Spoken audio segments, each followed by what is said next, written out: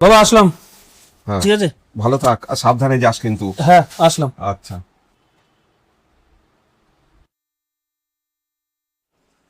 রিয়া আমি এসে গেছি। এসে গেছো তুমি? আচ্ছা ঠিক আছে, তুমি বসো, আমি তোমার জন্য জল নিয়ে আসছি। বাবা কোথায়? বাবা একটু বাথরুমে গেছেন। আচ্ছা ঠিক আছে। ও তুই এসে গেছিস? হ্যাঁ বাবা চলে এসেছি। ভালো থাক, ভালো থাক। তুই ফ্রেশ হয়ে নে। আর বৌমা, আমাদের জন্য 2 কাপ চা বানিয়ে দাও। আচ্ছা ঠিক আছে। আচ্ছা তোমাকে একটা কথা জিজ্ঞেস করব? বলো। তুমি সবসময় তোমার বাবার পা ছুঁয়ে নমস্কার করতে থাকো কেন? কেন গো, এখন কি একজন ছেলে তার বাবার পা ছুঁয়ে নমস্কারও করতে পারবে না? না, আসলে আমি তোমাকে কথাটা ওভাবে বলতে চাইনি।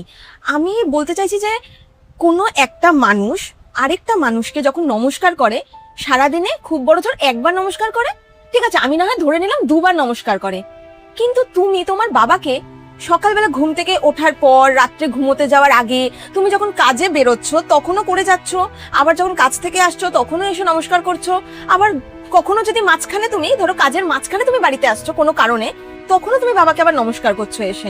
তুমি সারাদিনে যতবারই নমস্কার করো না কেন, আশীর্বাদ তো একই পাওয়া যায়, তাহলে এতবার নমস্কার করার কি আছে? তুমি এইটুখানি তো অন্তত মানলে যে বড়দের পা ছুঁয়ে নমস্কার করলে আশীর্বাদ পাওয়া যায়। এটাতে আমার মানামানির কি আছে? এটা তো সত্যি কথা যে নমস্কার করলে আশীর্বাদ পাওয়া যায়। তুমি যখন আমাদের বাড়ি থেকে বেরাও, জাস্ট মুড়ের মাথাতে যখন যাও, তখন ওখানে একটি শিব ঠাকুরের মন্দির আছে। ওই মন্দিরের সামনে দিয়ে তুমি যখন যাও তখন কি করো? এটা আবার কিরকম প্রশ্ন? নমস্কার করি। আর একটু আগিয়ে গিয়ে যখন মা কালীর মন্দিরটা পড়ে তখন? তখনও প্রণাম করি। আর আরেকটু আগিয়ে গিয়ে যে হনুমানজির মন্দিরটি পড়ে, ওখান দিয়ে ক্রস করার সময় তুমি কি করো? কি বলছো তুমি? আমি প্রণামই করি।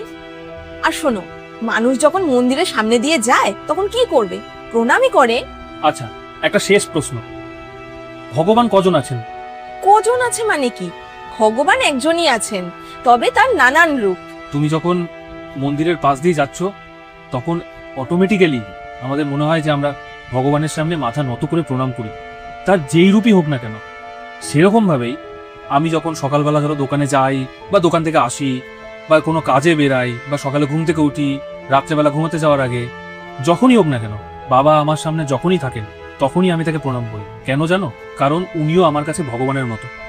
আর উনি যখনই আমার সামনে থাকেন আমি ওনাকে নমস্কার না করে কি করে ওনাকে এড়িয়ে চলি তুমি বলো? হুম। কি ঠিক বললাম তো?